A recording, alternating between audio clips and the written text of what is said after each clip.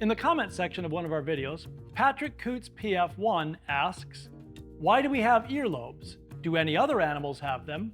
Are they spandrel or functional? Well, first, Patrick, great use of the word spandrel. It's an architectural term referring to the infill on the inside of an arch, but you already knew that. So, there's a lot to be said about earlobes. The first thing is to bust a myth about them. I was always taught that whether you have detached or attached earlobes that go right onto the side of your head was down to one gene. Turns out that's nonsense. There are at least 6 genes involved in that process.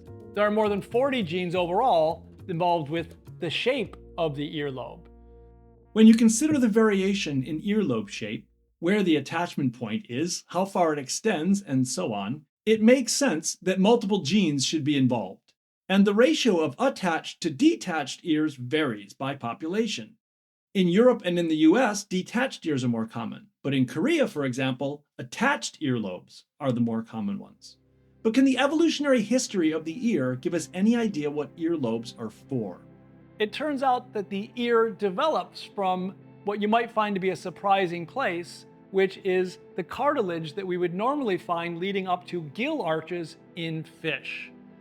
We actually have cells in our ear that are filled with oil droplets that actually seem similar to some of the cells that we see in fish. These cells give the cartilage a certain flexibility that allows it to form these complex shapes that we now know in humans are especially sensitive to mid-range frequencies that we would expect in conversation. So in a sense, we have very fishy ears. It could be that earlobes are simply vestigial, meaning that they are leftovers of the evolutionary process that don't necessarily really help us. There are several examples of these that we can find in our bodies, such as the appendix in our gut. Though, new ideas are starting to suggest that actually our appendices are useful for harboring immune cells and/or bacteria that help us digest. Another example would be Darwin's point in the ear, which seems to be there because we may have had ancestors which had pointier ears, and this is simply a leftover. Another might be muscles that can move our ears. Some people have them, I don't. To move my ear, I have to shake my whole head around. But there are people who can wiggle their ears. We don't know what use that is now, but in earlier ancestors that may have helped to direct ears toward different sounds. Interestingly, our closest ancestors, gorillas and chimpanzees, also have earlobes. Could this suggest that earlobes are not just vestigial, but have some role to play in the survival of us and the other great apes? We normally think about evolution relying on whether or not you survive to make more offspring. But in actuality, just as importantly, is do you ever have the opportunity to make more offspring? In other words, are you attractive to mates? As human society developed, we've made ears a distinctive part of sexual attraction. Humans have been adorning their earlobes for thousands and thousands of years. We know that humans up to 30,000 years ago were creating jewelry, including seashell earrings. And Otzi, the Iceman, who was found in a thawed glacier in Italy, who died more than 5,300 years ago, was found to have 7 to 11 millimeter holes in his earlobes, where he probably wore earrings of some sort. So, is it possible that earlobes are just there because when we adorn them, we look more attractive? Could this simply make us sexy? Well, some people have looked into this idea with regard to not only earlobes presenting a place where we could adorn ourselves, but with the earlobes themselves actually being erogenous zones. These are the parts of the body that stimulate sexual arousal when touched.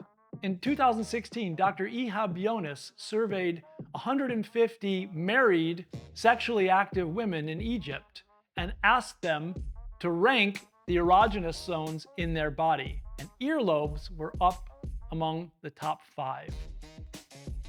So it's possible the earlobes are used for sexual bonding between couples. Earlobes are full of nerve endings. Anyone who's had their ear pierced knows how badly that hurts. Luckily, I'm using clip-ons today. It may be that there are other important things going on, however, that may be linked simply to the shapes of our ears. There is a syndrome known as Beckwith-Wiedemann syndrome, in which growth deformities are happening in other parts of the body, but also there is a crease in the child's earlobe. So there are numerous genes that dictate earlobe shape and serve as a visual clue for genetic disorders. Ultimately, do we know at this point whether earlobes are functional or spandrel? I'm afraid that the nail is not yet in the coffin. More research will have to be done. Until that time, remember that between the question and the answer are all of the really tasty bits. What do you think earlobes are for? Comment below, and don't forget to tell us what curious questions you want us to explore next. Maybe it's not about earlobes though, because actually, if I wear it up here, I look even sexier. This is like my punk 80s vibe going on. Go full Echo and the Bunnymen on you, man.